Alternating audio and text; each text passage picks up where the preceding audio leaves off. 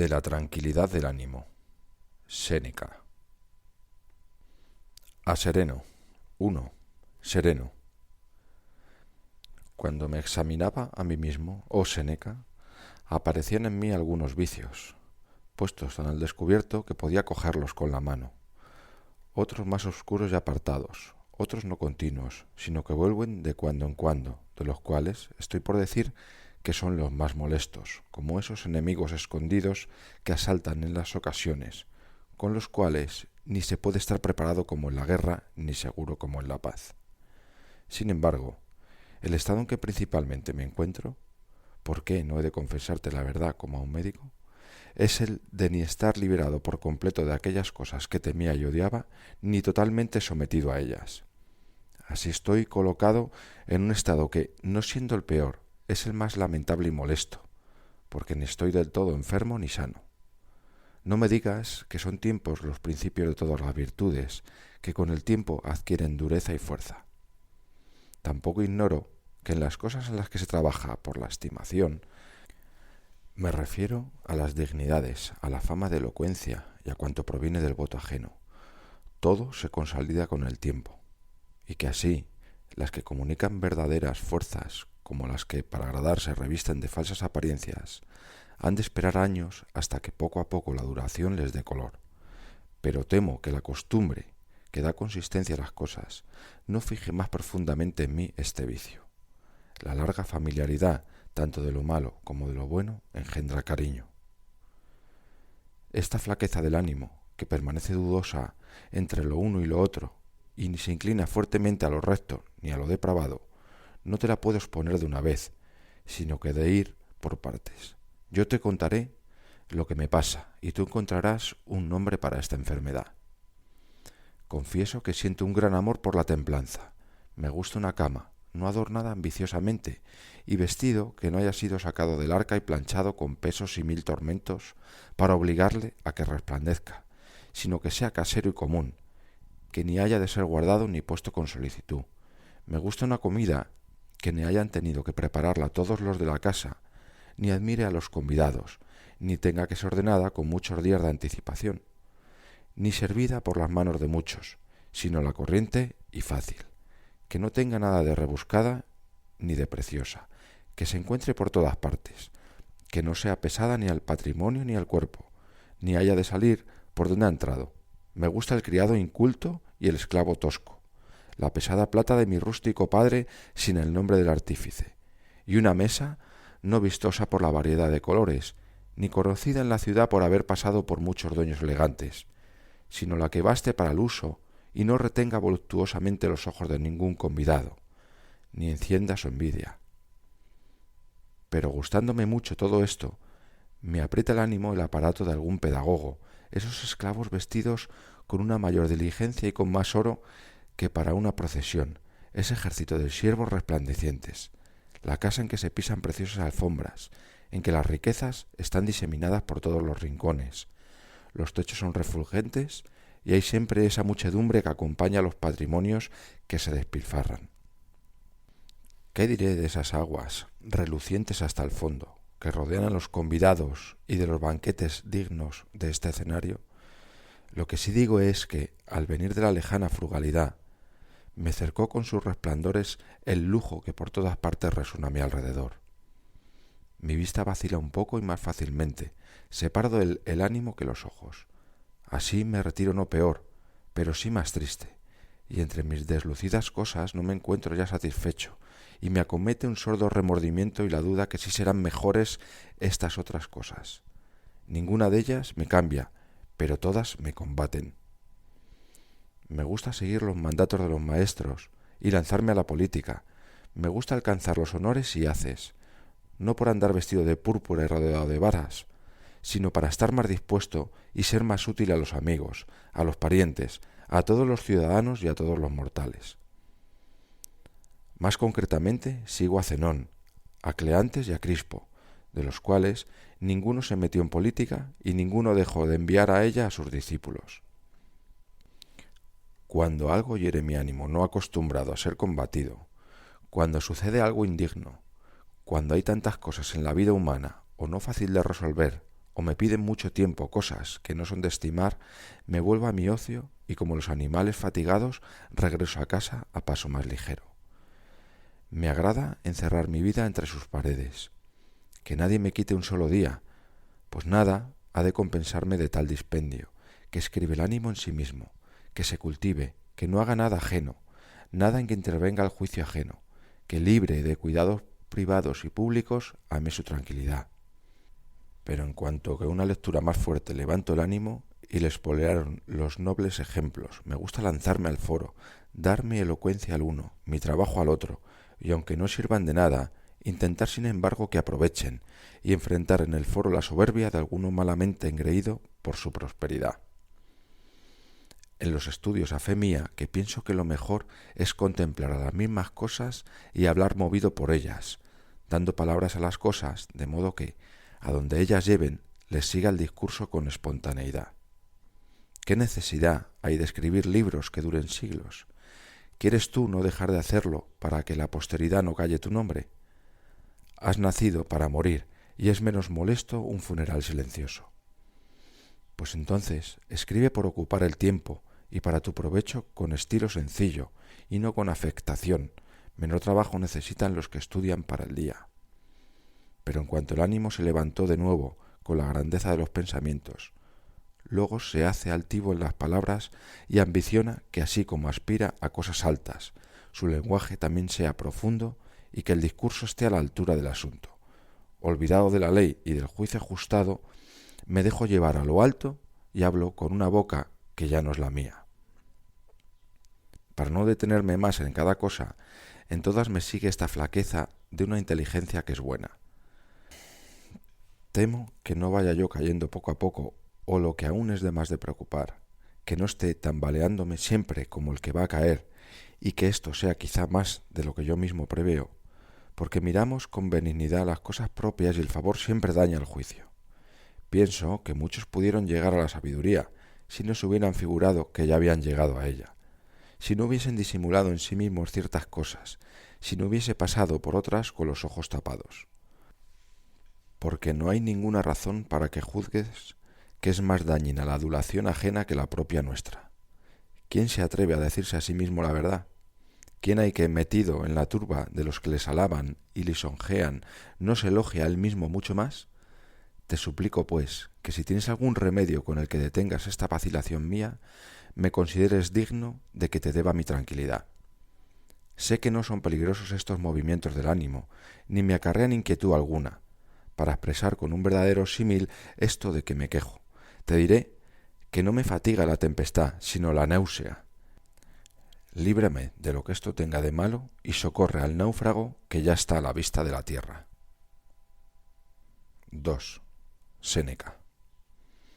A fe mía, oh sereno, que hace ya tiempo que ando buscando en silencio a qué se parece este estado de ánimo, y no encuentro ejemplo que más se le acerque que el de aquellos que habiendo salido de una larga y grave enfermedad, se ven todavía molestados con pequeños movimientos y ligeros accidentes, y aun después de haber echado de sí las reliquias de la enfermedad, les inquieta la aprensión, y ya curados hacen que los médicos les tomen el pulso, interpretando mal toda la temperatura de sus cuerpos.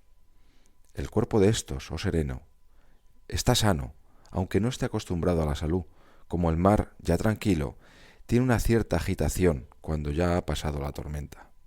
No hay, pues, necesidad de aquellos remedios más duros por los que ya hemos pasado, como resistirte a ti mismo, irritarte contigo, apremiarte insistentemente, sino de aquel otro que se emplea al último, a saber, que tengas confianza en ti mismo y creas que vas por el camino derecho, sin dejarte llamar por las huellas transversales de muchos que van de un lado para otro, de los cuales algunos extravían junto al mismo camino. Lo que deseas es grande, sumo y próximo a Dios, no ser conmovido. A este asiento, firme del ánimo, los griegos le llamaban eutimia o estabilidad, y sobre ella hay un bello volumen de Demócrito. Yo la llamo tranquilidad, porque no es necesario imitar y traducir las palabras según su forma. La cosa misma de que se trata ha de expresarse con algún nombre, que ha de tener la fuerza y no la cara de su designación griega. Tratamos de determinar, por consiguiente, cómo podrá el ánimo ir siempre con paso igual y próspero, estar en paz consigo mismo, y mirar alegría sus cosas sin que este gozo se interrumpa, sino permaneciendo en su estado de placidez, sin levantarse nunca ni deprimirse. Esto es la tranquilidad. Busquemos, pues, en general cómo puede llegarse a ella y tú tomarás de este universal remedio cuanto quisieres. Mientras tanto, ha de ponerse por delante y bien visible todo el vicio para que uno reconozca la parte que de él tiene. A la vez, entenderás cuánto menos embarazoso tienes tú con el fastidio de ti mismo que todos esos que, consagrados a brillantes profesionales y abrumados de grandes títulos, los mantiene en su simulación más la vergüenza que la voluntad. Todos están en la misma situación, tanto los que están vejados por su propia liviandad, por el tedio y por la continua mudanza de propósitos, pues les agrada siempre más lo que dejaron, como esos otros que, hechos unos holgazanes, se pasan la vida bostezando. Añade a estos los que andan mudándose de un lado a otro, como los que tienen el sueño difícil, hasta que a fuerza de cansados encuentran la quietud. Tratando siempre de reformar el estado de su vida, permanecen por último en aquel en que los sorprendió no el odio a los cambios, sino la vejez perezosa para todo lo nuevo. Añade también a estos los que son poco livianos, no por ser constantes en el vicio, sino por herencia, y viven no como quieren, sino como empezaron a vivir. Son innumerables las propiedades del vicio, pero su efecto es siempre único, el de descontentarse a sí mismo. Nace esto de la destemplanza del ánimo y de la timidez, y poco resultado de los deseos, que o no se atreven a tanto como apetecen, o no lo consiguen y se levantan tan solo en esperanza. Siempre son inestables y movedizos, lo que por fuerza ha de suceder a los que penden de algo. Por todos los caminos tratan de realizar sus deseos y se adoctrinan y obligan en cosas honestas y difíciles, pero cuando sus trabajos no tienen resultados, los atormenta su deshonra infructuosa, y no se arrepienten de haber querido el mal, sino de haberlo querido en vano. Entonces se arrepienten de haber empezado y temen volver a empezar, y les invade aquella agitación del ánimo que no encuentra salida, porque no pueden ni refrenar ni servir a sus deseos. Y la indecisión de una vida que se desarrolla poco, y el entorpecimiento del ánimo ante sus sueños fracasados. Todo lo cual se hace aún más grave cuando, por odio a su trabajosa infelicidad, se refugian en el ocio, en los estudios solitarios, a los que no pueden soportar un ánimo levantado a las cosas civiles, deseoso de acción y por naturaleza inquieto, esto es, que encuentra en sí mismo poco consuelo. Por esto, privado de los deleites que las mismas ocupaciones proporcionan a los que andan entre ellas, no aguanta la casa, la soledad, las paredes, y contra su voluntad se ve dejado a sí mismo. De aquí ese hastío y descontento de sí mismo, ese desasosiego de un ánimo nunca asentado, y esa triste y agria paciencia con que soportan su propia ociosidad, pues cuando da vergüenza confesar las causas y el pudor mantiene dentro de los tormentos, los deseos encerrados en esa estrechura sin salida, se estrangulan a sí mismos. De aquí la tristeza y la languidez, las mil fluctuaciones de una mente incierta, a quien las esperanzas empezadas mantienen suspensa, y triste las fracasadas.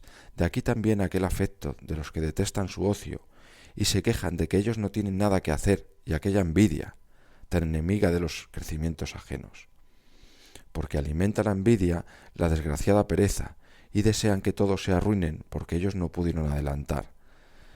De esta aversión a los progresos ajenos y de la desesperación por los fracasos propios, nace después un ánimo irritado contra la fortuna, quejoso de los tiempos, que se esconde en los rincones, y está siempre absorbido por su propia pena, mientras tiene hastío y vergüenza de sí mismo.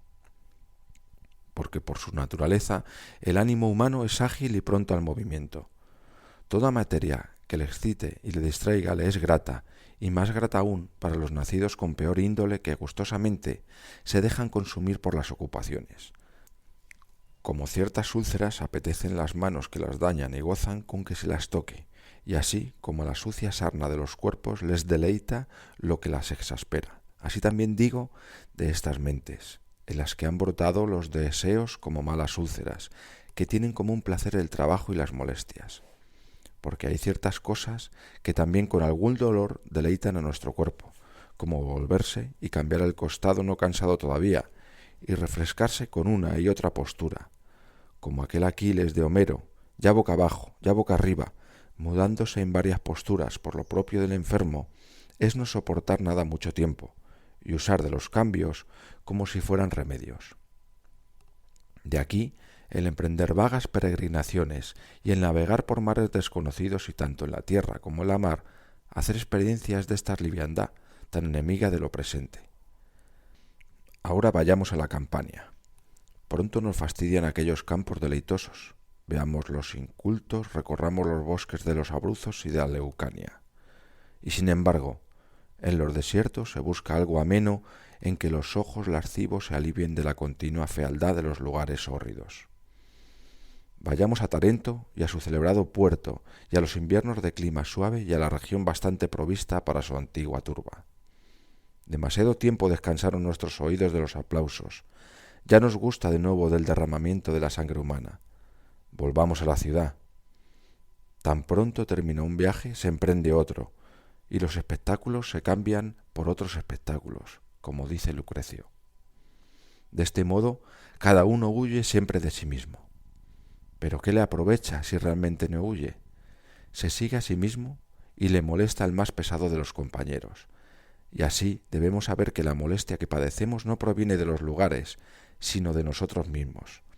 Flacos somos para soportarlo todo, y no tenemos aguante para sufrir mucho el tiempo ni el trabajo, ni el placer, ni a nosotros mismos, ni a ninguna cosa.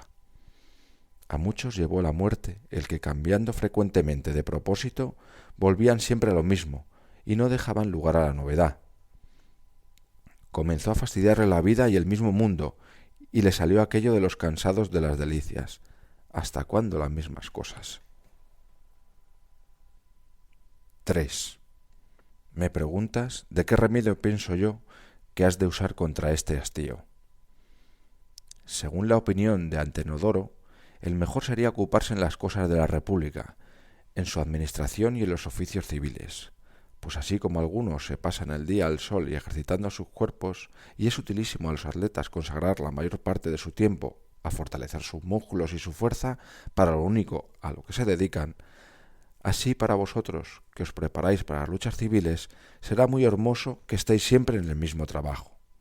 Pues el que tiene el propósito de hacerse útil a sus conciudadanos y a todos los mortales, se ejercita y a la vez se aprovecha si se dedica a sus deberes propios, administrando, según sus facultades, las cosas comunes y las privadas. Pero dice, es tan loca la ambición de los hombres y son tantos los calumniadores que retuercen en el peor sentido las cosas más rectas, que es poco segura la sencillez, y puesto que han de ser más los obstáculos que las ayudas, mejor es retirarse del foro y de los cargos públicos, que también hay las cosas privadas donde se desarrolla ampliamente un gran ánimo. Ni se enfrenta al ímpetu de los leones, ni de las fieras en sus guaridas, ni tampoco el de los hombres, cuyas acciones más grandes son las que se hacen en el apartamiento.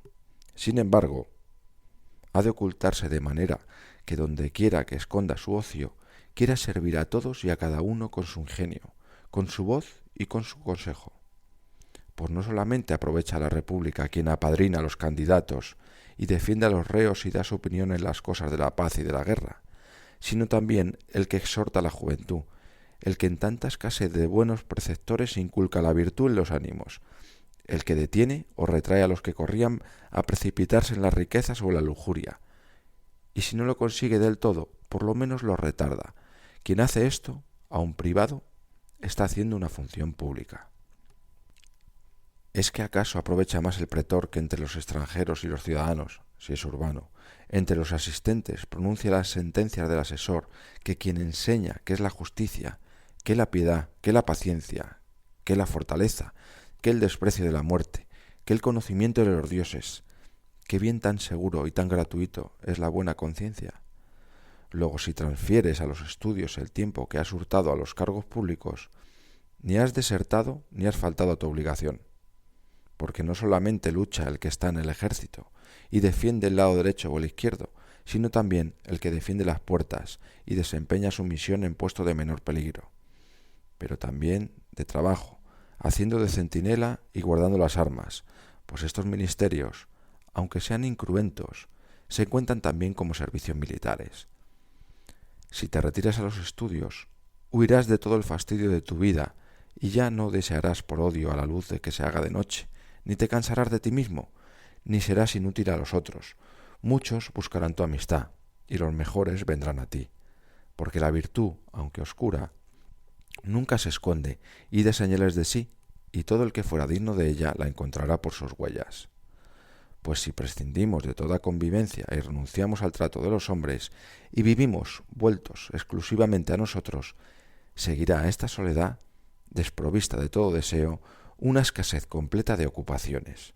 Empezaremos a construir unos edificios, a derribar otros, a remover el mar, a conducir las aguas contra la dificultad de los lugares y a malgastar el tiempo que la naturaleza nos dio para consumirlo bien. Unos lo empleamos parcamente, pródigamente otros. Unos lo invertimos de modo que podamos dar razón de él, otros sin dejar ninguna reliquia de él, que es de todo lo más vergonzoso. Con frecuencia, un viejo de muchos años no tiene ningún otro argumento con el que pruebe que ha vivido mucho que su misma edad. 4. A mí me parece, mi muy querido sereno, que Atenodoro se sometió demasiado a las circunstancias y que huyó demasiado pronto. Pues no niego que alguna vez hay que ceder, pero poco a poco, a paso lento, salvando las banderas y el honor militar. Son más sagrados para los enemigos y están más seguros los que se rinden con las armas en la mano. Pienso que esto es lo que ha de hacer la virtud y el aficionado a ella. Si prevalece la fortuna y le corta la facultad de obrar, no huya luego volviendo la espalda desarmado y buscando donde esconderse, como si hubiese algún lugar en el que no pudiera perseguir la fortuna, sino mézclese más parcamente a los cargos públicos y busque con discernimiento algo en que sea útil a la ciudad. ¿No se puede entrar en la milicia? Busque los cargos civiles. ¿Ha de vivir en privado? Hágase orador. ¿Se le impone silencio? Ayude a los ciudadanos de manera callada. ¿Es peligroso para él entrar en el foro? Haga en la casa, en los espectáculos, en los convites, de buen compañero, de amigo fiel, de templado compensal. ¿Perdió sus deberes y derechos de ciudadano? Cumpla los de hombre. Por eso, con verdadera grandeza de ánimo, no nos hemos recluido en las murallas de una ciudad, sino que hemos establecido comunicación con todo el orbe y hemos profesado de nuestra patria es el mundo, para que pudiéramos dar más ancho campo a la virtud. ¿Se te cierra el tribunal y no te dejan hablar en la tribuna o en los comicios? Mira detrás de ti cuando amplísimas regiones y cuántos pueblos te están abiertos. Nunca se te cerrará una parte tan grande que no te quede otra aún mayor. Pero mira bien, no vaya a ser todo esto culpa tuya por no querer servir a la República sino como cónsul, o prítano, o cerice, o sufeta. Es que para ser militar no quieres ser sino ser general o tribuno, aunque otros estén en primera fila y la suerte te haya colocado en la retaguardia. Pelea desde allá, con la voz, con la exhortación, con el ejemplo, con el ánimo. Aun con las manos cortadas encuentras la manera de ayudar en el combate a sus partidarios, quien permanece en pie y anima a los otros con sus gritos. Así has de hacer tú también. Si la fortuna te separa de los primeros puestos de la República, permanece firme y ayuda con tus voces. Si alguien te aprieta la garganta, permanece en pie y ayuda con tu silencio. Nunca es inútil el trabajo de un buen ciudadano. Está aprovechando con que se le oiga y que se le vea, con el rostro y con el gesto, con su obstinación callada y hasta con sus mismos pasos. Como ciertas medicinas que sin tomarlas ni tocarlas aprovechan sólo con olerlas, así la virtud difunde su utilidad aun desde lejos y oculta. Ya venga holgura y se use de su derecho, ya sean precarias sus salidas y venga obligada a recoger sus velas, ya esté ociosa y muda y recluida en estrecheces, ya esté en público, cualquiera que sea su situación, sirve de provecho. ¿Por qué piensas que es de poca utilidad el ejemplo del que retirado vive bien? Con gran diferencia lo mejor de todo es mezclar el ocio con los negocios, siempre que la vida activa está impedida o por obstáculos naturales o por las condiciones de la República, porque nunca se cierran tan por completo todas las cosas que no quede lugar para una acción honesta. 5. ¿Puedes acaso encontrar una ciudad más desgraciada que lo que fue la de los atenienses cuando la despedazaban aquellos 30 tiranos? Habían dado muerte a 1.300 ciudadanos, todos ellos de los mejores, y no por eso ponían un término a su crueldad, que se excitaba aún más a sí misma. En la ciudad en que había un areópago, el más sagrado de los tribunales, en la que había un senado y un pueblo semejante al senado, se reunía diariamente el triste concíabulo de verdugos y la desgraciada curia estrecha para tantos tiranos. ¿Podía tener descanso una ciudad en la que había tantos tiranos como soldados? Ni podía ofrecerse a los ánimos ninguna esperanza de recobrar la libertad, ni aparecía lugar a ningún remedio con tan grande fuerza del infortunio. Porque, ¿de dónde para una ciudad tan desgraciada como Harmodios? Sin embargo, Sócrates estaba en medio y consolaba a los pobres que lloraban, y exhortaba a los que se desesperaban de la república, y reprobaba a los ricos que tenían por sus riquezas la tardía penitencia de su peligrosa avaricia, y a los que quisieran imitarlo les ofrecía el gran ejemplo que les daba andando libre entre 30 tiranos. Sin embargo, la misma Atenas le dio muerte en la cárcel, y el que había insultado impunemente a todo un ejército de tiranos murió porque la libertad no toleró la que él tenía. Así comprenderás que en una república afligida tiene un varón sabio ocasión de manifestarse, y que cuando florece y es feliz, reinan en ella la petulancia, la envidia y otros 1000 vicios de la inactividad. Según se presente la república y nos permita la fortuna, nos desenvolveremos más o habremos de encogernos, pero siempre hemos de movernos sin dejarnos entorpecer por las ataduras del miedo. Más aún, un hombre de verdad es que rodeado de peligros y por todas partes y oyendo acerca el estrépito de las armas y de las cadenas, no quiebra la virtud ni la esconde, porque guardarse no es enterrarse. Con verdad, según pienso, decía Curio de Tanto, que prefería ser muerto a vivir muerto. El último de los males es salir del número de los vivos antes de morir. Pero si has caído en un tiempo menos oportuno para los negocios de la República, lo que has de hacer es consagrarte más al ocio y a las letras, no de otro modo que en una navegación peligrosa te refugies en el puerto, y no dejes que los negocios te dejen, sino que tú mismo te separes de ellos. 6. Ante todo, debemos examinarnos a nosotros mismos. Después, los negocios que vamos a emprender.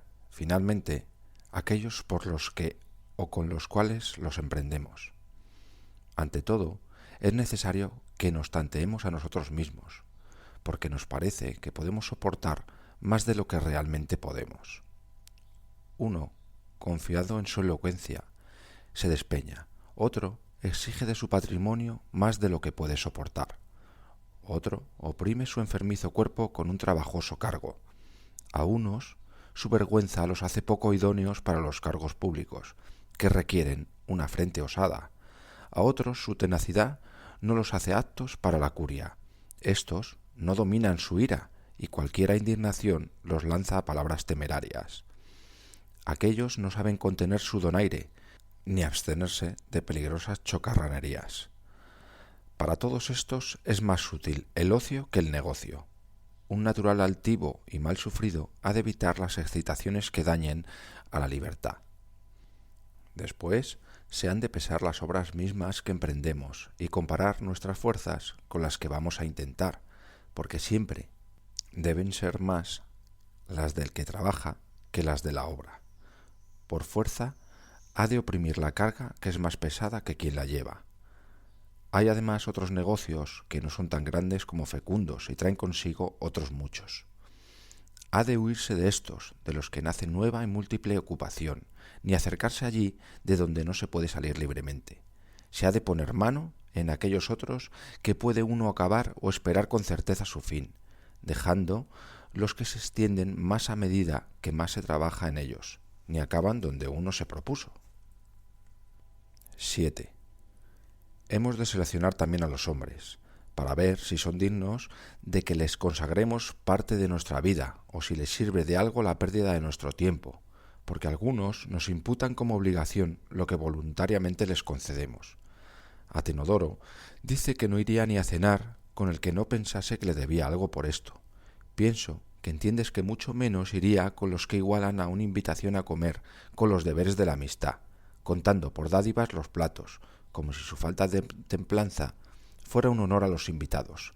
Quítales los testigos y los espectadores y no tendrán gusto en un banquete secreto.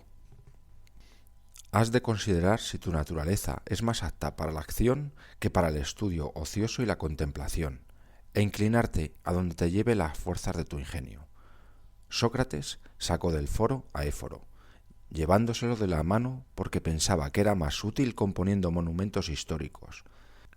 Cuando se obliga a los ingenios responden mal, y es vano el trabajo que se hace con repugnancia de la naturaleza. Nada hay que tanto deleite el ánimo como una amistad fiel y dulce. Qué bueno es que los pechos estén dispuestos para que con seguridad se deposite en ellos todo secreto, confiando más en la conciencia de los demás que en la misma tuya, cuando sus palabras alivian tu preocupación. Sus consejos hacen más expedita la decisión, su alegría disipa la tristeza y hasta su misma presencia deleita.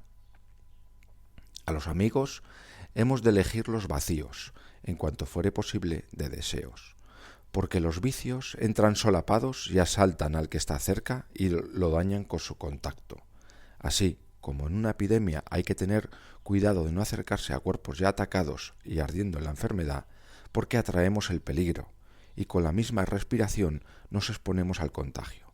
Del mismo modo, al elegir los amigos, hemos de cuidar de tomar a los menos manchados. El principio de la enfermedad es mezclar a los sanos con los enfermos. No es que yo te mande que no sigas ni te traigas más que al sabio, porque ¿dónde encontrarías al que hace tantos siglos que buscamos? Hace de mejor el que es menos malo. Apenas tendrías facultad de hacer una selección más feliz si buscaras entre los Platones, los Genofontes y aquella provechosa descendencia de Sócrates, o si pudieras hacerte de la época de Catón, en la que hubo muchos dignos de nacer en su tiempo, así como muchos peores que los mayores criminales de todos los tiempos. De las dos clases se necesitaba para que Catón pudiese ser comprendido. Debió tener tanto a hombres buenos que le aprobaran como a malos con los que experimentase su fuerza. Pero ahora, con tanta escasez de hombres buenos, la elección se hace menos fastidiosa. Principalmente han de evitarse los tristes y los que lo deploran todo, y para los que todo es motivo de queja. Aunque éstos tengan fe y amor, es contrario a la tranquilidad el compañero inquieto y que gime por todo. 8. Pasemos a la hacienda, materia la más grande de las desdichas humanas, pues si comparas todas las otras cosas que nos angustian, las muertes, las enfermedades, los miedos, los deseos, tener que sufrir dolores y trabajos, con las que nos acarrea nuestra mala riqueza, la parte de ésta pesará mucho más. Y así se ha de pensar que el más liviano dolor no tenerla que perderla. Con esto entenderemos que la pobreza es ocasión de menores tormentos, porque lo es de menores daños. Porque te equivocas si piensas que los ricos sufren más animosamente las pérdidas, en los cuerpos más grandes y en los más pequeños, es igual el dolor de las heridas. Graciosamente dijo Bion que no es menos molesto a un calvo que a un cabelludo que le arranquen algún pelo. Esto mismo has de entender de los pobres y de los ricos. Para ellos el tormento es igual, pues a unos y a otros se les pega su dinero y no se les puede quitar sin que lo sientan. Pero como ya dijimos, es más llevadero no adquirirlo que perderlo.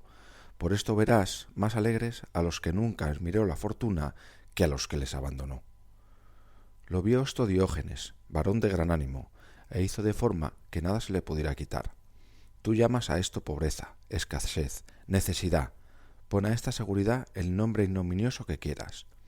Pensaré que éste no es feliz si me encuentras algún otro que no pueda perder nada.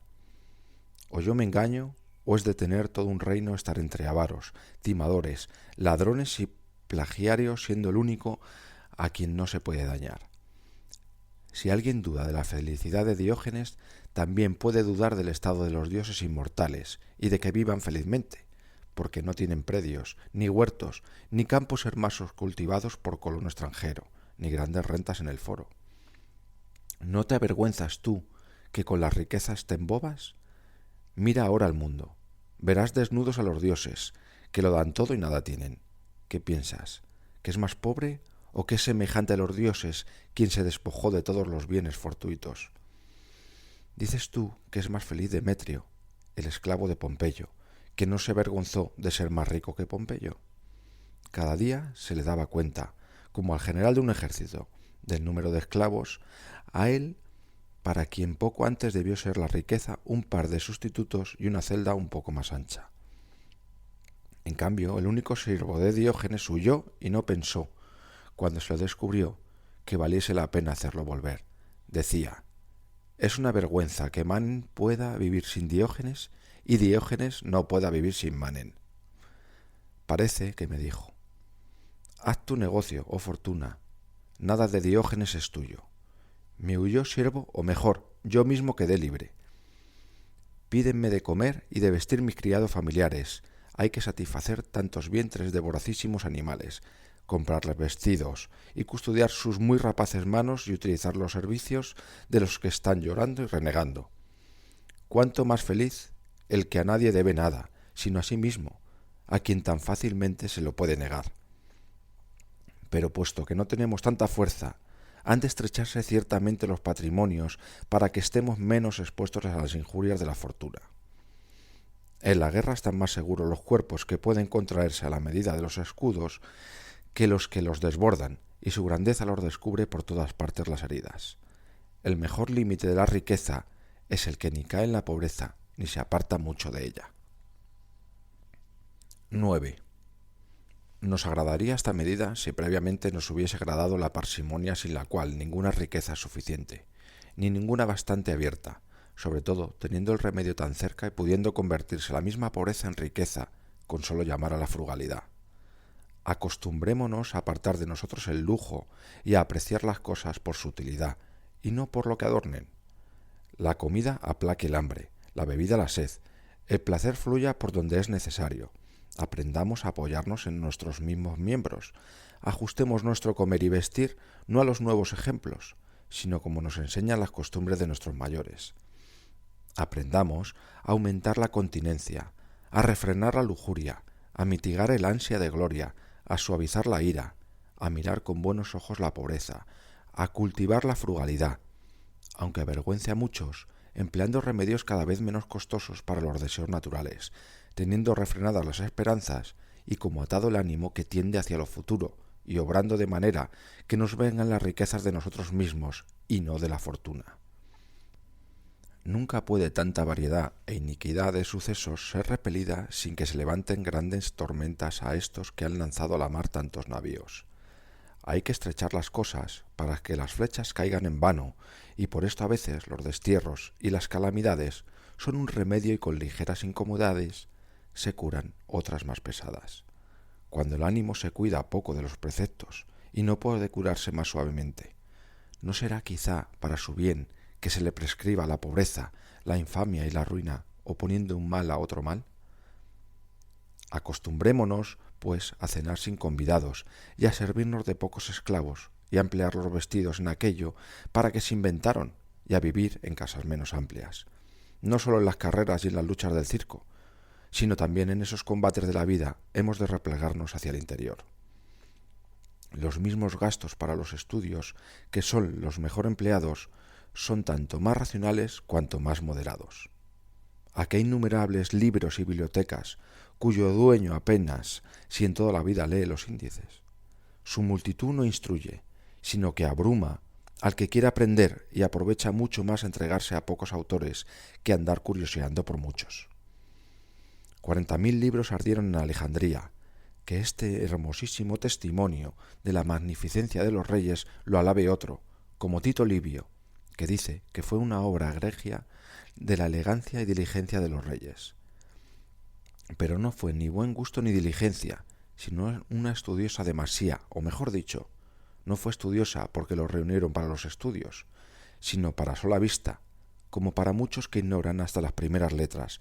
Los libros no son instrumentos de estudios, sino ornatos de los comedores.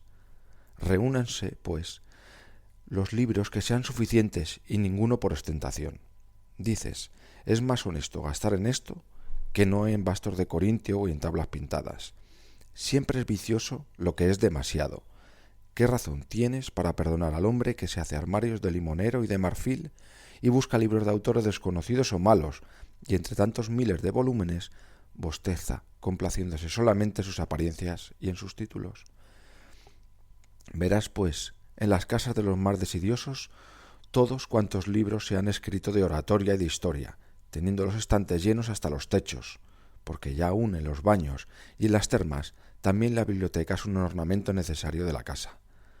Lo perdonaría por completo, si el error fuera por un excesivo afán de saber, pero ahora estas tan buscadas obras de los ingenios consagrados, copiadas con sus retratos, se compran para adorno y gala de las paredes. 10. Pero has caído en un género difícil de vida y sin saberlo tú, la fortuna, o pública o privada, te tendió un lazo que no puedes ni desatar ni romper. Considera que los presos al principio soportan mal los pesos y cadenas que impiden sus pasos, pero cuando se proponen no indignarse contra ellos, sino soportarlos, la necesidad les enseña a llevarlos con fortaleza y la costumbre con facilidad. En cualquier género de vida encuentras placeres, compensaciones y deleites. Si quieres pensar que los males son leves, mejor que hacerlos insoportables.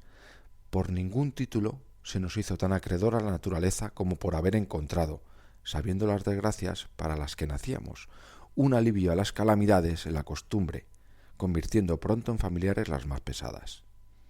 Nadie resistiría si las cosas adversas tuvieran la misma fuerza al hacerse asiduas que en el primer choque. Todos estamos atados a la fortuna, unos con cadena dorada y floja, otros con estrecha y fea. Pero qué maldad. En la misma cárcel estamos todos y también son presos los mismos que aprisionaron, a no ser que pienses que es más liviana la cadena en la mano izquierda. A unos atan los honores, a otros las riquezas, a unos agobia la notoriedad, a otros la bajeza. Unos doblegan la cabeza a la tiranía ajena, otros a la propia. A unos los detiene en un lugar el destierro, a otros el sacerdocio. Toda vida es servidumbre. Hay que acostumbrarse, por lo tanto, a la condición propia y sin quejarse de ella lo más mínimo, aprovechar la comodidad que se tenga alrededor. Nada hay tan acerbo en que no encuentre consuelo un ánimo ecuánime. Muchas veces áreas pequeñas quedaron abiertas para muchos usos por el arte del arquitecto, y aunque el lugar sea angosto, lo hace habitable una buena disposición. Usa de tu razón en las dificultades. Pueden suavizarse las cosas duras y ampliarse las estrechas y abrumar menos las pesadas, si se saben llevar. Además, no han de enviarse muy lejos los deseos, sino que les hemos de permitir que solo salgan a lo cercano, porque ser encerrados del todo no lo consienten. Dejando lo que no puede hacerse, o tan solo muy difícilmente, sigamos las cosas próximas que alimentan la esperanza, pero sabiendo muy bien que todas son igualmente livianas, y aunque tengan por fuera diversas caras, por dentro son igualmente vanas. Ni hemos de envidiar a los que estén más arriba, pues lo que parece altura es despeñadero. Aun aquellos a quienes una suerte inicua puso en una encrucijada, estarán más seguros quitándoles soberbia a las cosas de suyo altivas y llevando su fortuna a lo llano tanto cuanto puedan. Hay muchos que necesitan seguir encaramados en la cumbre, de la que no pueden descender sino cayendo, pero atestiguan que esta es su mayor carga por el hecho de que están obligados a ser gravosos a otros, y más bien están clavados que elevados. Con justicia, mansedumbre, humanidad y mano generosa y benigna han de prepararse para los cambios de fortuna, muchas ayudas con las que su esperanza esté más segura. Pero nada puede defendernos también de estas fluctuaciones del ánimo que el fijar siempre un límite a los crecimientos, ni dejar que acaben al arbitrio de la fortuna, pues los ejemplos de los otros nos exhortan a nosotros mismos a pararnos mucho más acá. Así, aunque algunos deseos acucien el ánimo, limitándolos, no se extenderán ni a lo inmenso ni a lo incierto. 11.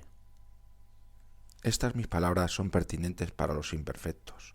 los mediocres y los malsanos, y no para el sabio. Este no ha de andar ni con timidez ni paso a paso, porque tiene tanta confianza en sí mismo que no duda en salir al encuentro de la fortuna, ni nunca le cede el lugar, ni tiene por qué temerla, porque no solo los esclavos, las posesiones y la dignidad, sino también su cuerpo y sus ojos y sus manos y todo cuanto hace más grata la vida al hombre, y hasta él mismo lo cuenta entre las cosas más precarias, y vive como de prestado, y cuando se lo piden, todo lo devuelve sin tristeza, y no lo desestima por saber que no es suyo, sino que lo hace todo con tanta diligencia y circunspección como el hombre religioso y santo suele guardar lo que se confía a su fe. Y cuando se le mande a devolverlo, no se quejará de la fortuna, sino que dirá: te estoy agradecido por el tiempo que lo poseía y lo tuve. Cultivé ciertamente tus bienes con gran esfuerzo, pero puesto que así lo mandas, te los doy y devuelvo agradecido y de buen grado. Si aún quieres que tenga algo tuyo, lo guardaré, pero si te agrada lo contrario, la plata labrada, la cuñada, mi casa y mi familia te la devuelvo y restituyo. Si llamare la naturaleza, que primero se confió a nosotros, le diremos: recibe un ánimo mejor que el que me diste. Ni ando con sutilezas, ni busco evasivas. Aquí tienes preparado por quien sabe y quiere lo que diste al que no tenía conciencia. Tómalo. ¿Qué molestia volver allá de donde viniste? Mal vive quien no sabe morir bien. A esto es, pues, a lo primero que hay que rebajar el precio, y hay que contar el aliento entre las cosas viles. Odiamos a los gladiadores, como dice Cicerón, que a toda costa desean conservar la vida, y los aplaudimos si hacen bien claro que la desprecian. Entérate que lo mismo nos sucede a nosotros, porque con frecuencia la causa de morir es el miedo a la muerte. La fortuna que está jugando dice: ¿para qué te he de conservar, animal malo y cobarde? Serás más herido y traspasado si no sabes presentar el cuello, pero tú vivirás más tiempo y morirás más expeditamente si recibes el cuchillo sin apartar la cabeza, ni oponer las manos, sino amistosamente. El que teme la muerte nunca hará nada por un hombre vivo. Pero quién sabe que esto quedó establecido en el instante mismo de ser concebido, vive con arreglo a lo estipulado y a la vez procurará con la misma fortaleza de ánimo que nada de lo que le sucede sea imprevisto. Porque previendo que ha de suceder todo cuanto puede venir, suavizará el ímpetu de todos los males, que no traen nada nuevo a los que están preparados y esperándolos, y no se hacen pesados más que a los que creen que seguros y esperan solamente la felicidad. Existe la enfermedad, el cautiverio, la ruina, el fuego. Ninguna de estas cosas es repentina. Ya sabía yo en qué revoltoso hospedaje me encerró la naturaleza. Tantas veces se ha llorado en mi vecindad, tantas veces ante mi puerta haces y cirios precedieron entierros prematuros. Con tanta frecuencia sonó el estrépito de un edificio que se derrumba. A muchos de aquellos que el foro, la curia, la conversación unieron conmigo, se los llevó la noche, y las manos estaban unidas por la amistad, la sepultura las separó. Y me he de admirar de alguna vez se me acerquen los peligros que siempre anduvieron dando vueltas en torno a mí. La mayoría de los hombres no piensan en la tempestad cuando van a embarcarse. Nunca me avergonzará una cita buena de un mal autor. Publilio, más vehemente que los ingenios trágicos y cómicos, siempre que dejó las necedades mímicas y las palabras destinadas al vulgo, entre otras muchas cosas más fuertes que el coturno, y no solamente el sipario, dice esto: a cada cual puede suceder lo que puede suceder a alguno.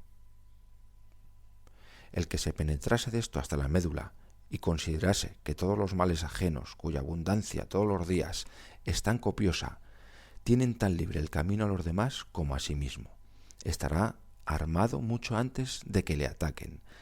Es tardío que el ánimo se prepare a sufrir los peligros después de que hayan llegado. No pensé que esto habría de suceder, o ¿hubieras tú creído que esto jamás había de pasar? Pero ¿por qué no? ¿Qué riquezas hay que no lleven a sus espaldas la necesidad, el hambre y la mendicidad? ¿Qué dignidad hay a cuyas insignias, bastón augural y el calzado patricio no acompañen las suciedades, el descrédito, 1000 manchas y por último el desprecio? ¿Qué reino no tiene preparada la ruina, la degradación, el tirano y el verdugo? Ni lo uno está separado de lo otro por grandes intervalos, sino que en el espacio de una hora se pasa del trono a estar postrado ante rodillas ajenas. Ten pues por sabido que todo estado es mudable, y que lo que ha caído sobre otro, a ti también te puede sobrevenir. Eres rico, pero ¿acaso más que Pompeyo, al cual, cuando Gallo, su antiguo pariente y huésped nuevo, le abrió la casa del César para que cerrara la suya, le faltó el pan y el agua? Y el que poseía tantos ríos que nacían y morían en sus dominios, tuvo que mendigar agua llovediza. Pereció de hambre y sed en el palacio de su pariente, mientras su heredero le costeaba a él, que padeció hambre, funerales públicos. Has gozado de los mayores honores, pero ¿acaso más grandes, tan inesperados, tan universales como los de Sellano? Pues el mismo día que le acompañó el Senado, lo despedazó el pueblo, y de aquel a quien los dioses y los hombres habían concedido cuanto puede reunirse, no quedó nada que pudiera recoger el verdugo. Eres rey, no te enviaré a Creso, que encendió y vio extinguirse sin perder la vida a su propia hoguera, y sobrevivió no tan solo a su reino, sino también a su muerte, ni a Yugurta, a quien en el transcurso de un mismo año el pueblo romano temió y contempló cautivo, a Ptolomeo, rey de África, y a Mitrídates de Armenia, los hemos visto entre los guardas de Gallo. El uno fue enviado al destierro y el otro deseaba que lo enviasen con mayor seguridad. Si en tan gran vaivén de cosas que suben y bajan de continuo no tienes por futuro cuanto puede suceder, das fuerzas contra ti a las adversidades, a las que sólo quebranta quien las prevé. 12. Lo que a esto sigue es que no trabajemos en cosas inútiles o por motivos inútiles, esto es, que no deseemos lo que no podemos conseguir, o si lo hemos alcanzado, que no comprendamos tarde y con vergüenza la vanidad de nuestros deseos.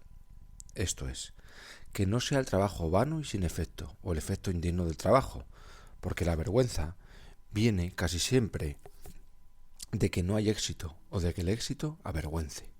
Hay que acabar con los paseos de esa gran mayoría de hombres que vagabundean por casas, teatros y foros, se ofrecen a los negocios ajenos remendando a los que siempre están haciendo algo.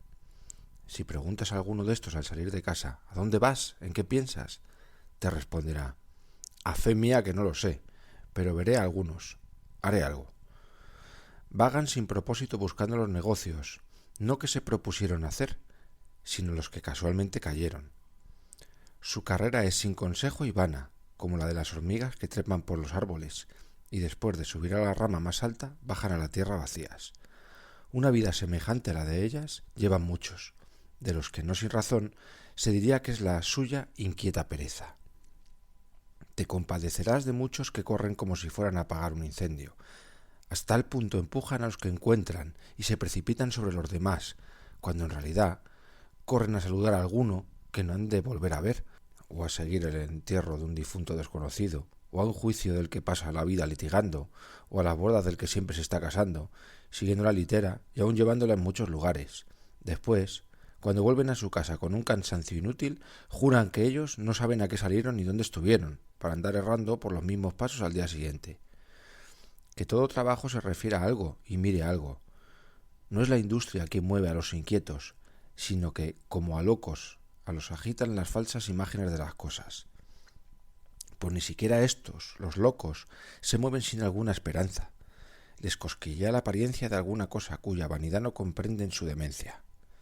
Del mismo modo, a cada uno de esos que salen a aumentar la turba, lo traen y lo llevan por la ciudad motivos vanos y leves, aunque no tienen nada en que trabajar. En cuanto sale el sol, se echan a la calle y después de haber sufrido 1000 encontrones para llegar a saludar a muchos y de que muchos no los han recibido, a ninguno haya más dificultosos en casa que a sí mismos. De este mal se origina el feísimo vicio de andar siempre escuchando e investigando los secretos de la República y enterándose de muchas cosas que ni con seguridad se cuentan ni con seguridad se oyen. 13. Pienso que Demócrito seguía esta doctrina cuando comenzó. Quien quiera vivir tranquilo no haga muchas cosas ni en privado ni en público, refiriéndose, claro es, a las innecesarias. Pues si son necesarias, privada y públicamente, no solo hay que hacer muchas, sino innumerables. pero cuando ningún deber solemne nos reclama, hemos de inhibirnos, pues el que hace muchas cosas da con frecuencia a la fortuna poder sobre sí mismo, cuando lo más seguro es que experimentarla raramente, pensar siempre en ella y no prometerse nada de su fidelidad. Me embarcaré si no sucede nada, o seré pretor si nada me lo impide, o me responderá el negocio si no se interpone nada. Por esto decimos que nada le sucede al sabio contra su opinión. Lo exceptuamos no de la suerte de los hombres, sino de sus errores. Ni le sucede todo como quiso, sino como pensó. Y lo primero que pensó fue que algo podía oponerse a sus propósitos. Por fuerza ha de ser más leve el dolor que viene al ánimo por no realizarse un deseo suyo, si nunca contó con que se realizara. 14. Debemos también hacernos fáciles o flexibles, y sin entregarnos demasiado a los asuntos que nos hemos propuesto, pasar aquellos a que la casualidad nos lleve, sin tener miedo a cambiar o la determinación o la condición, mientras no caigamos en la ligereza, el vicio más enemigo de la quietud. Por fuerza, la contumacia es angustiosa y miserable, pues con frecuencia la fortuna le quita algo, pero la ligereza, que nunca se contiene a sí misma, es mucho más grave. Estorba la tranquilidad tanto no poder mudar nada como no poder sufrir nada. Ciertamente, el ánimo ha de ser retraído a sí mismo de todas las cosas externas. Confíe en sí, gócese en sí mismo, estime lo suyo, apártese cuanto pueda de lo ajeno, dedíquese a sí mismo, no sienta los daños e interprete con dignidad aún las cosas adversas. Cuando se le anunció a nuestro Zenón el naufragio en que perdió todo lo suyo, dijo: «La fortuna me manda filosofar más expeditamente». Cuando el tirano amenazaba a Teodoro con matarlo y dejarlo insepulto, le dijo: «Tienes con qué complacerte, porque mi sangre está bajo tu poder, pero en lo que refiere a la sepultura, eres un necio si piensas que me preocupa pudrirme encima o debajo de la tierra». A Cano Julio, un hombre verdaderamente grande, a cuya admiración no ha de obstar el que haya nacido en nuestro siglo, después de haber discutido mucho con Calígula, al irse le dijo a aquel Falaris: «Para que no te lisonjees con una vana esperanza, he mandado que te lleven al suplicio». «Te doy las gracias», respondió: «óptimo príncipe». ¿Qué sentía? No lo sé, pues se me ocurren muchas interpretaciones. Quiso injuriarle manifestándole cuánta era su crueldad de la misma muerte era un beneficio. Le echó en cara su continua demencia, porque les daban la gracia los mismos cuyos hijos habían matado o cuyos bienes había robado, o recibía gustosamente la muerte como si fuera la libertad. Dirá alguno: pero después de esto, ¿pudo Calígula ordenar que viviera? No lo temió Cano, pero era bien conocida la fidelidad de Calígula a tales órdenes. ¿Crees acaso que pasó sin ningún cuidado los 10 días que mediaron hasta el suplicio? No parece verosímil lo que aquel varón dijo, lo que hizo, la tranquilidad que tuvo. Estaba jugando al ajedrez cuando el centurión que traía la caterva de los condenados mandó que también le sacasen a él. Cuando lo llamaron, contó los dados y dijo a su compañero: «Cuidado que no vayas a mentir después de mi muerte diciendo que has ganado». Entonces, haciendo una señal al centurión, le dijo: «Tú serás testigo de que le llevo un tanto». ¿Piensas tú que Cano estaba jugando en el tablero? Estaba haciendo mofa del tirano. A los amigos, que estaban tristes por perder a tal hombre, les dijo: «¿Por qué os entristecéis? Vosotros investigáis si las almas son inmortales, yo lo sabré ahora». No dejó de escudriñar la verdad en su mismo fin y de su misma muerte se hizo un problema. Le seguía su filósofo, y no lejos del túmulo en que se hacía el sacrificio diario a nuestro Dios, el César le dijo: «¿En qué piensas, Cano? ¿Me tienes en la mente?» «Me he propuesto», respondió Cano, «observar si en aquel velocísimo momento de la muerte ha de sentir el ánimo salir». Y prometió que si averiguaba algo había de volver a los amigos e indicarles cuál era la condición de las almas. He ahí la tranquilidad en medio de la tempestad. He ahí un ánimo digno de la eternidad, que hace de su misma fatalidad medio de buscar la verdad, que en el momento de dar el último paso interroga al alma que va a salir y aprende no ya hasta la muerte, sino de la muerte misma. Nadie ha filosofado más tiempo. Tan gran varón no se olvidará rápidamente, y de él se hablará con estimación. Te conservaremos en la memoria de todos, oh clarísima cabeza, porción grande tú solo en las matanzas de Calígula. 15. Pero de nada aprovecha desechar las causas de la tristeza privada, porque a veces nos posee el aborrecimiento del género humano. Cuando piensas en lo rara que es la sencillez, cuán desconocida la inocencia, cómo apenas si existe la fe, a no ser que tenga cuenta, y le sale a uno al encuentro la turba de los criminales que son felices, y los provechos y daños, igualmente aborrecibles de la sensualidad, y una ambición que hasta tal punto no se contiene en sus términos, que se jacta hasta la eyacción, entre el ánimo y la noche, y de este derrumbamiento de las virtudes, en las que ni se puede esperar ni aprovecha tener, nacen como tinieblas. Debemos, pues, doblegarnos a que nos parezcan todos los vicios del vulgo, no como odiosos, sino como ridículos, y más bien hemos de imitar a Demócrito que a Heráclito, porque éste, siempre que salía en público, lloraba, aquél reía. Todo cuanto hacemos, al uno le parecían desgracias, al otro necedades. Han de aligerarse, pues, todas las cosas y soportarlas con ánimo fácil. Es más humano mofarse de la vida que llorarla. Además, merece mejor del género humano quien se ríe de él que quien lo llora, porque aquél le deja una buena esperanza, pero éste llora neciamente lo que no espera que pueda corregirse. Y quien contempla todo el universo muestra mayor ánimo si no contiene las risas que si llora, a no ser que le conmueva una suavísima emoción y piense que no hay nada más grande, nada severo, nada desgraciado en tanto aparato. Que cada cual examine cada una de las cosas por las que estamos tristes o alegres y encontrará que es verdad lo que Dion dijo, que todos los negocios de los hombres son muy semejantes en sus principios, ni su vida es más santa o severa que la idea de que nacidos de la nada han de volver a la nada.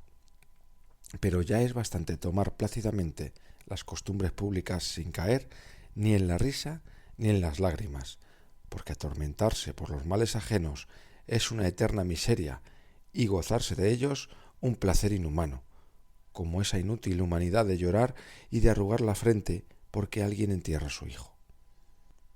En los propios males conviene conducirse de manera que des al dolor lo que pide la naturaleza, y no la costumbre, porque hay muchos que lloran para que los vean, y se les secan los ojos en cuanto no tienen espectadores, pensando que es una vergüenza no llorar cuando todos lo hacen. Tan profundamente se ha arraigado este mal de estar pendiente de la opinión ajena, que ha venido a simularse hasta una cosa tan sencilla como el dolor. 16. Síguese tras esto una parte que no sin razón suele constritar y poner en cuidado. Cuando los finales de los buenos son malos, cuando se le obliga a Sócrates a morir en la cárcel, a Rutilio a vivir en el destierro, a Pompeyo y a Cicerón a entregar su cabeza a sus clientes, a aquel Catón, viva imagen de la virtud, a echarse sobre la espada haciendo manifiesto que a la vez acababa con él y con la república, por fuerza ha de atormentar que la fortuna distribuya los premios tan inicuamente.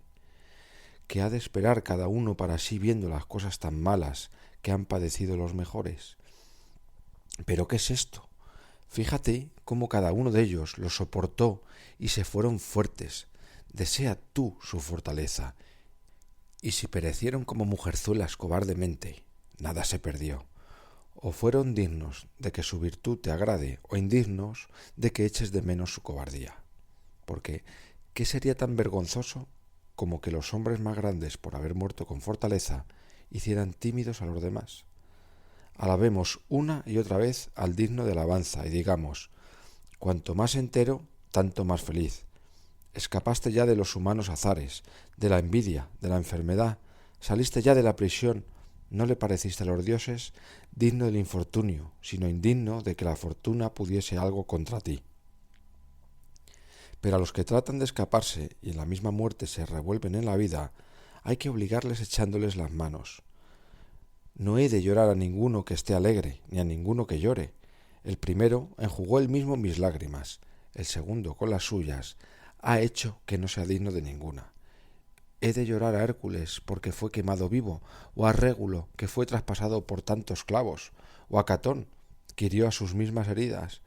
Todos estos encontraron el precio de un ligero tiempo, la manera de hacerse eternos, y muriendo alcanzaron la inmortalidad. 17. También es materia no pequeña de preocupación el tenerla grande de componerte sin que te manifiestes a nadie con sencillez, como es la vida de muchos, fingida y ordenada la ostentación. Atormenta, en efecto, la continua observación de uno mismo y el temor de ser sorprendido de otro modo que como de costumbre. Nunca nos libraremos de la preocupación si pensamos que han de hacer aprecio de nosotros cada vez que nos vean, pues ocurren muchos incidentes en contra de nuestra voluntad, nos desnudan, y aunque resulte bien tanta diligencia, no es agradable ni segura la vida de los que viven siempre con una máscara. En cambio, qué placer el de una sencillez sincera, sin otro adorno que ella misma, que no ocultar nada de sus costumbres. Corre, sin embargo, esta vida peligro de ser despreciada, si toda ella está patente de todos, pues hay a quienes enoja lo que ven de más cerca.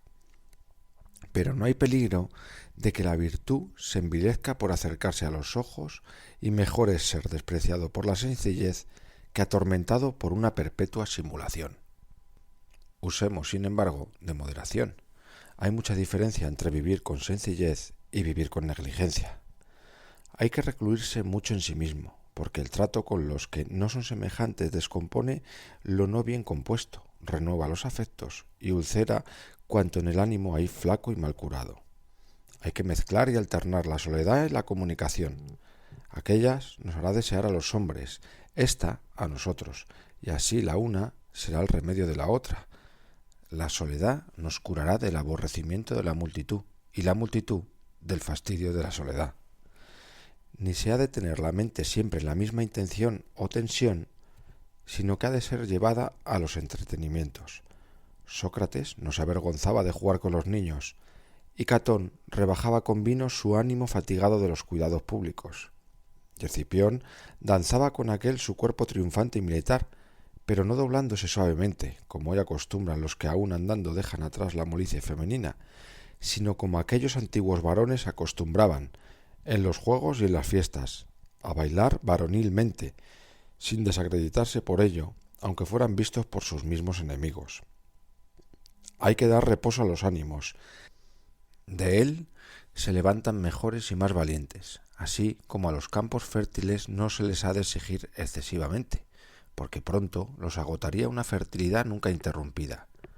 Así, el continuo trabajo quebranta el ímpetu de los ánimos, que recobrarían las fuerzas con un poco de descanso y de distracción. De la continuidad de los trabajos nace cierto embotamiento y flojera de los ánimos.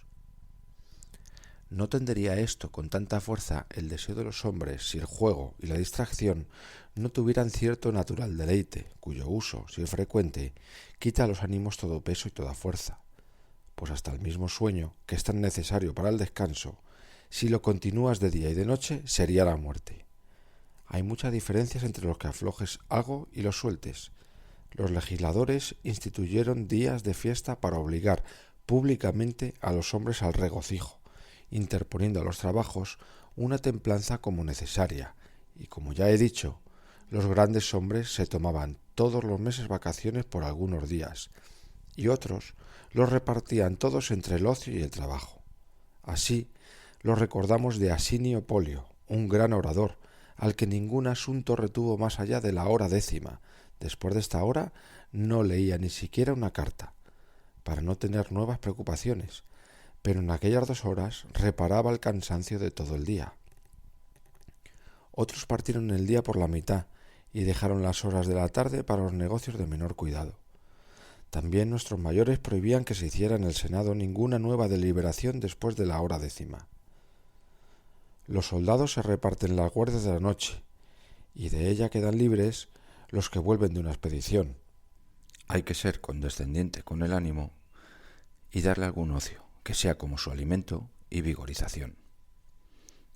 ha de hacerse el paseo por espacios abiertos, para que el ánimo se fortifique y levante al cielo libre y a pleno aire. Algunas veces un paseo en carruaje, el camino y el cambio de la región dan fuerzas, como un convite y una bebida un poco más copiosa. Algunas veces hay que llegar hasta la embriaguez de modo que no nos hunda, sino que nos divierta, porque disuelve los cuidados, conmueve hasta lo más profundo del ánimo y le cura de la tristeza como de otras enfermedades. Y Liber fue llamado el inventor del vino, no porque desate la lengua, sino porque libra al ánimo de la servidumbre de los ciudadanos y lo fortalece y hace más vigoroso y audaz para todos los intentos. Pero como en libertad, también en el vino saludable la moderación. Se dice que Solón y Arcilesao fueron dados al vino, a Catón se le reprochó la embriaguez, pero sea quien fuera quien se lo imputara, más fácilmente hará Catón honesto al crimen que éste deshonesto a Catón. Pero no ha de hacerse con frecuencia, para que el ánimo no contraiga la mala costumbre, y tan solo de vez en cuando se le ha de llevar a la alegría y a la libertad removiendo un poco la triste sobriedad. Pues si hemos de creer al poeta griego, alguna vez da alegría el enloquecerse. Y si a Platón en vano llama a las puertas de la poesía el que es dueño de sí, y si Aristóteles, nunca hubo un gran ingenio sin alguna mezcla de locura, porque no puede hablar cosas grandes y superiores a los demás, sino la mente excitada. Cuando desprecia lo vulgar y acostumbrado y se levanta a lo alto por un instinto sagrado, entonces canta por fin algo grande con boca mortal. Mientras una persona esté en sí, no puede alcanzar algo verdaderamente sublime y arduo. Es menester que se aparte de los acostumbrado, y ha de elevarse tascando el freno y arrebatando a su jinete, lo ha de llevar allí donde por sí solo no se atrevería a subir. Con esto tienes, oh carísimo sereno, los medios que pueden defender la tranquilidad o restituirla y resistir a los vicios que quieren deslizarse en el alma. Pero has de saber que ninguno de ellos es bastante fuerte para conservar cosa tan frágil sin un intenso y asiduo cuidado no cerca como una valla al ánimo resbaladizo.